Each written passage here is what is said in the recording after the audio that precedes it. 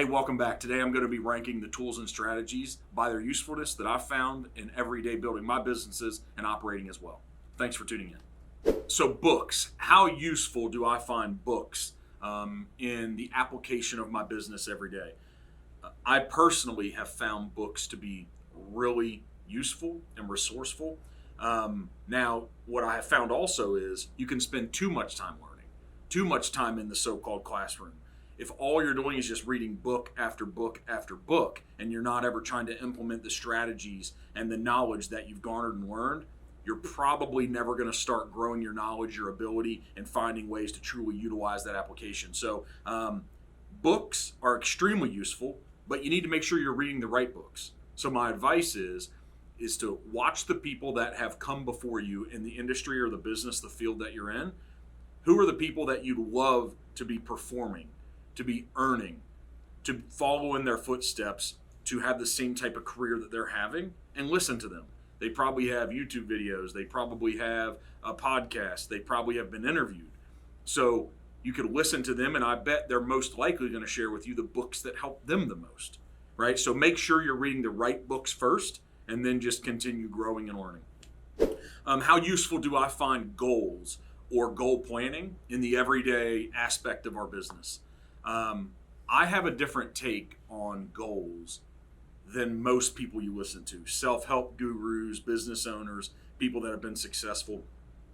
I think if you create goals that aren't inherently really important to you, if they don't just naturally come out like, hey, I want to achieve this in my career. That could be a 20 or 30 year career. Hey, I want to achieve this. If you don't already have the natural inclination to be able to really explain your goals really quick, they're probably going to be fabricated. I don't know if out of the right place. Is it, I just want to make more money, or I want to live the life those people are living, or I'm watching Instagram and those people's lives look better, so I'm going to do what they did.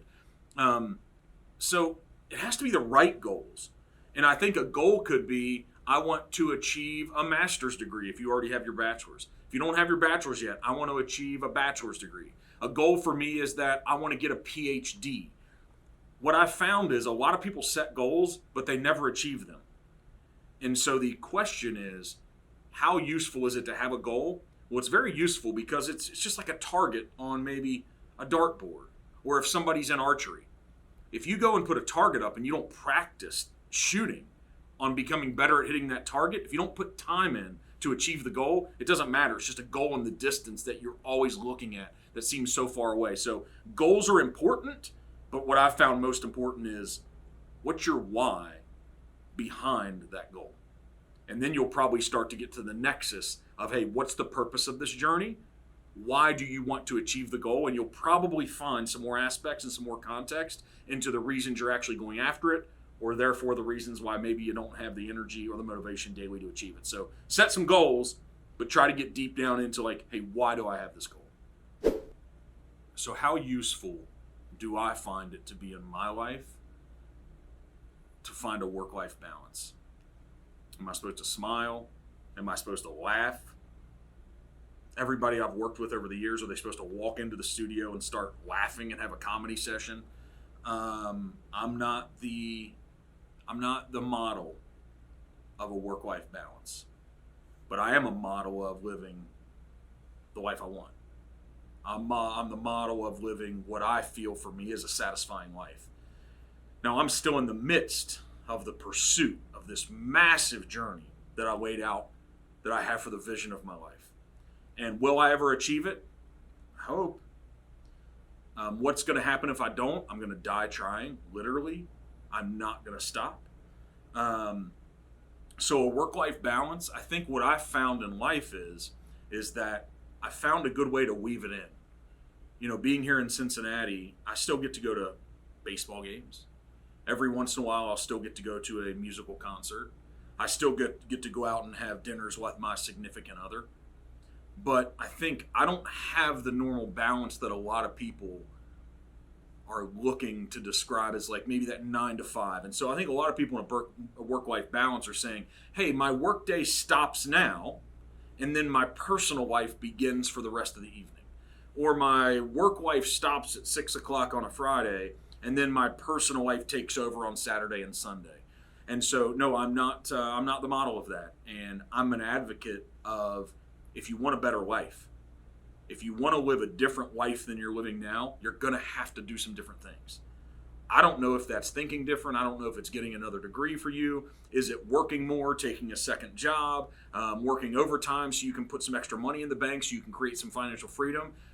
But I know all the people in my life that their goal is to find a work-life balance. It's going to take them a lot longer to achieve the vision for their life than it's going to take a person if they just find a way for it just to all intertwine together. And so I think it's important to find something that, it doesn't have to be something that it's your pursuit of, I found this thing I love to do. No, it's got to be something you're so committed to being so great at this profession that you like it so much that 7 days a week you're willing to like weave it into your personal life at the same time. And so if you can build a life with that idea, I think it's a life worth living. It's a life worth giving up short-term sacrifices for a few years to ensure that you live an extended period later in life, and also you can help change others along the way. How useful is it to have a daily and morning routine?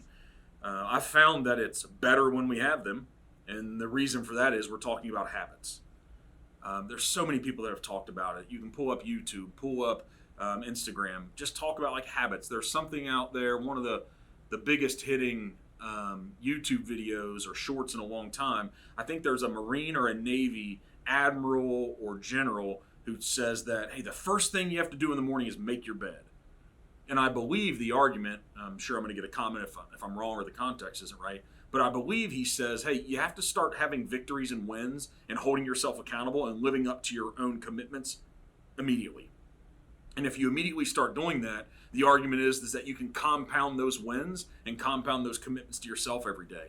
And so it is essential that I found that you develop habits, because the reason why habits are so important, whether it's going to the gym, whether it's making sure you show up to work on time, if it's making sure that you live up to commitments for your kids, whatever those things are, it is essential that you hold yourself accountable to the schedules that you've put in place to form habits, because habits are the only way you can consistently evaluate and grade if you're achieving the weekly outcome, the monthly outcome, the yearly outcome that you need, that you're working to achieve the vision for your life. And so the tough things in life, I found for myself and others I'm around, it's hardest to do the tough things in life. We want to do the easy things.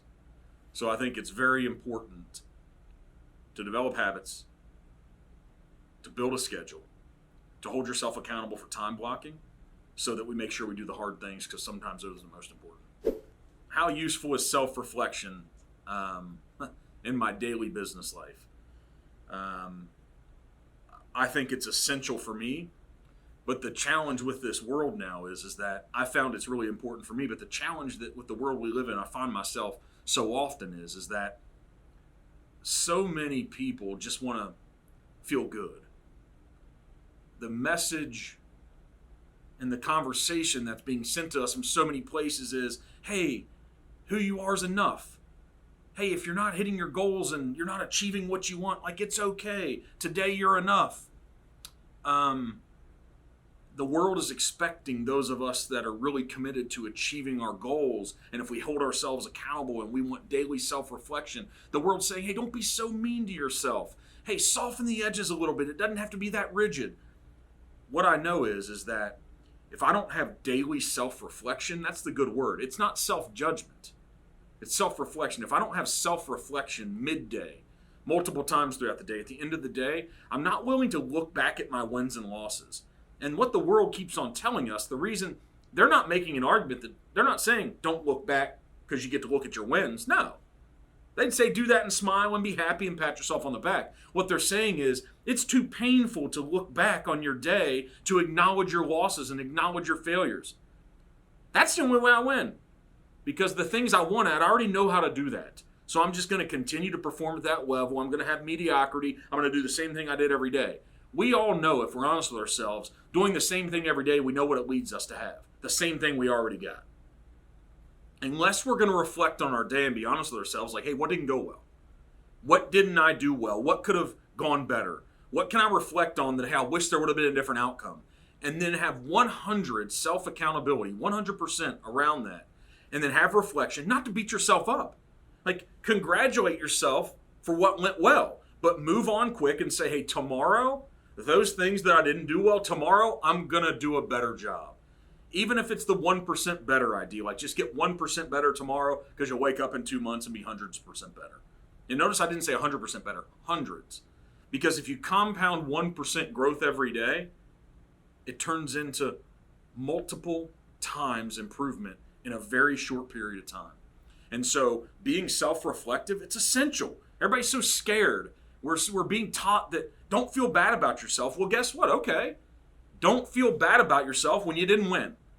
Don't feel bad about yourself when you lost. Just say, I lost. I didn't win.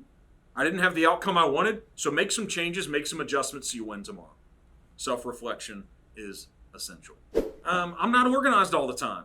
So how useful do I find organization? Yeah.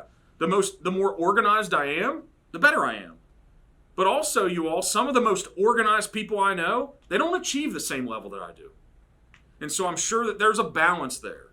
Like, you can't spend all your time organizing your life and not out practically engaging in your life. So there has to be a balance of organize yourself enough so you can set yourself up to achieve your goals, to achieve your vision, to develop some daily habits so you can go throughout your day and accomplish some very essential milestones. Organized, yeah, you can spend too much time being too organized. Find some organization, go apply yourself, go achieve some of your goals, become unorganized throughout the day, and get your shit back together by the end of the night. How useful is creative thinking? It depends on what we're talking about. I think creativity is a good thing, but to execute in all the different jobs and careers there are in the world, you don't always have to be creative. Like for me, for example, I have a creative content team that I've built for my real estate company, for the podcast, for the commercial real estate things I'm doing. So I have a group of creative people around me that I can have a vision, and then they can creatively construct something that looks better than I could construct. And so I think that it's important to be able to create a vision. It's important to be able to be creative, but I don't think you have to develop the skills to actually apply what that is to derive like the creative, practical outcomes. But have a creative mindset so you can build a creative vision so that you think more things are possible than you're currently achieving, than you're currently living. And then you surround yourself with people that are very, very talented in a creative space to help you build what you want to build. How useful is patience? Patience is bullshit. There's things in life that it's important to be patient with and about, I guess. The more important thing is to actually be so committed that patience isn't in the conversation. Because if I'm so committed to an outcome, a relationship, a career, a job, a degree, if I'm so committed that I'm not going to quit, patience is irrelevant. The only time patience comes into play if people have an expected outcome that something's going to be easier than it is. Have an expected outcome that it's actually going to arrive for them as soon as it did for someone else. We're looking at the wrong metrics. We're judging ourselves against other people. We shouldn't have to worry about being patient for an outcome. Like, you don't get on the road, like there's road rage these days. You get on the road and you get into a traffic jam. How often do you just turn around and be like, I'm just not going to go there? I guess maybe you're that person. Right? But that's not, if you turn around mid-journey because the traffic jam's keeping you from getting there, like, do you not like go to the baseball game and arrive in the third inning, even if the traffic delayed you? Or do you go home and miss the final 6 innings when the special things could happen? That's what so many of us are doing with our careers and in life. We make a commitment, we start down the road in the path, and things get a little bit tough, and we turn around. And when you say turn around, you're quitting. You're quitting on obtaining the goal. You're quitting on arriving to that spectacular thing that will happen. Because what I've found in life, so many people around me, if you set a path, if you set a goal, and you make a commitment that I'm not quitting, I'm not giving myself an out. I'm not giving myself like, hey, what's your backup plan? I don't have one. If you put yourself in a corner, you will find a way out. It'll take a long time for some people. But patience We shouldn't have to be patient. We should just be so committed that it's not even relevant or useful. Hey, if videos and messages like this help you in your daily life, in your business, to help you think a little bit different and readjust your mindset, then hey, tune back in. Give us a subscribe, give us the thumbs up, give us the like, follow us. We're not going to stop, just as I talked about the journey and patience. This is a long-term journey that we feel is important to connect with you on, to try to help people go down this journey with us and achieve the same types of things we're achieving, and so we can do it together. I think we achieve things in teams and groups way better than we do it individually, so let's do it together. So if these videos, if you love them, if the message is good, engage, comment, thumbs up, subscribe, and let us know other types of videos and things you'd like to hear us talk about. And we look forward to seeing you engage and connect with us going forward. Thanks.